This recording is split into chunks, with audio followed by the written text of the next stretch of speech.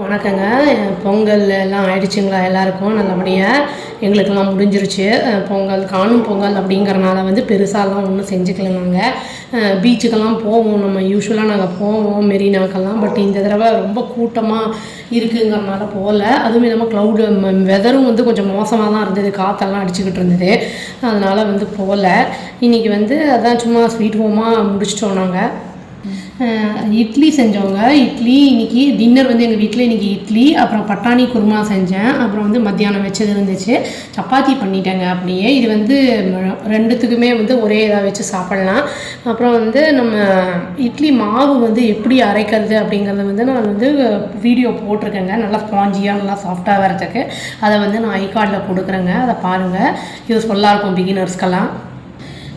நம்ம வந்து இந்த தைப்பொங்கல் அப்படிங்கிறது வந்து விவசாயிகளுக்கு அப்படின்னு சொல்கிறோம். நம்ம எல்லாருமே கொண்டாடுறது தான். இப்போ வந்து பொருள்லாம் நம்ம சாப்பாடெலாம் நான்லாம் செய்யும்போது ரொம்ப வந்து அளவாக தான் செய்வேன். ரொம்ப வந்து சாப்பிட்டுட்டு அடுத்த நாள் வச்சு இது பண்ணுறதெல்லாம் செய்ய மாட்டேன் நான். ஏன்னா பொருளை வீணாக்கிறது வந்து நம்மளுக்கு அதை காசை கொடுத்து வாங்குகிறோம், நம்ம யாருக்காவது கொடுக்குறோம்னாலும் பரவாயில்ல. அதை வீணடிக்கிறது வந்து அந்த மாதிரி பண்ணாமல் இருக்கிறது நல்லது. சப்பாத்தியெல்லாம் வந்து நம்மளுக்கு சாஃப்டாக வரத்துக்கு வந்து நான் பால் வந்து வெதுப்பான பால் இருக்குது இல்லைங்களா, அதை போட்டு கொஞ்சம் வந்து உப்பு போட்டு பிசைஞ்சு ஊற வச்சுட்டு பண்ணும்போது ரொம்ப வந்து நல்லா சாஃப்டாக இருக்கும். அது உங்களுக்கு வந்து அதில் ராகி சப்பாத்திலாம் கூட பண்ணுவாங்க, கோதுமை சப்பாத்தி. இப்போ சுகர் இருக்கிறவங்கலாம் வந்து எப்பவுமே வந்து இந்த ரைஸ்லாம் சாப்பிட்றது வந்து அந்த அளவுக்கு வந்து நல்லது கிடையாது. அதனால் வந்து இந்த மாதிரி கோதுமை ராகி இந்த மாதிரிலாம் ஒவ்வொரு நாள் ஒன்று ஒன்று செஞ்சு சாப்பிடும்போது அவங்களுக்கும் வந்து ஒரு டிஃப்ரெண்ட்டான ஒரு டேஸ்ட்டு கிடைக்கும், வெரைட்டிஸ் கிடைக்கும். பட்டாணியுமே வந்து உங்களுக்கு சுகருக்கெல்லாம் ரொம்ப நல்லது. அதெல்லாம் வந்து ரெகுலராக நம்ம வந்து இந்த ப்ரோட்டீன் ரிச் ஃபுட்டெல்லாம் எடுத்துக்கும் போது வந்து நம்ம ரைஸ் எல்லாம் இந்த கம்மி பண்ணும்போது நம்மளுக்கு சுகர்லாம் வந்து கம்மியாகும். வாக்கிங்லாம் போகும்போது ஆட்டோமேட்டிக்காக கம்மியாகிடும்.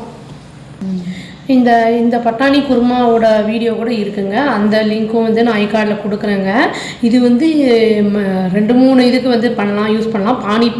பூரி இருக்குது இல்லைங்களா, அந்த குட்டி பூரியெல்லாம் கடையில் பானிபூரியெலாம் வாங்குவோமே, அந்த மாதிரி பூரியில் வந்து உடச்சி போட்டு தக்காளி வெங்காயம் ஓமப்பொடி இதெல்லாம் போட்டு உருளைக்கிழங்கு பட்டாணிலாம் போட்டு சும்மா சேட் ஐட்டம் மாதிரி சாப்பிட்லாம். அதுவும் நல்லாயிருக்கும். ஒரு டிஃப்ரெண்ட் டேஸ்ட்டாக இருக்கும், ஒரு சேஞ்சாக இருக்கும். குழந்தைங்களுக்கு வீட்டில் பண்ணி கொடுக்கும்போது சேஃபாகவும் கூட இருக்கும்.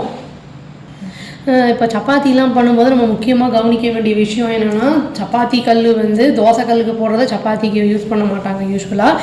அதே மாதிரி வந்து சப்பாத்தி கல்லுக்கு சப்பாத்தி வந்து போடும்போது நல்லா கல் காஞ்சதுனா தான் அதை வந்து நல்லா வந்து ப்ளஃபியாக உப்பி வரும். நல்லா அந்த பபிள்ஸ் எல்லாம் கொஞ்சம் கொஞ்சமாக வந்து நல்லா வந்து அப்படியே அமுந்தும் போது அது சாஃப்டாகிடும்.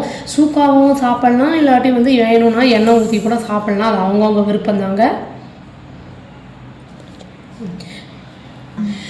இன்றைக்கி இதுதாங்க எங்கள் வீட்டு டின்னர், அவ்வளோதான். தேங்க்யூ.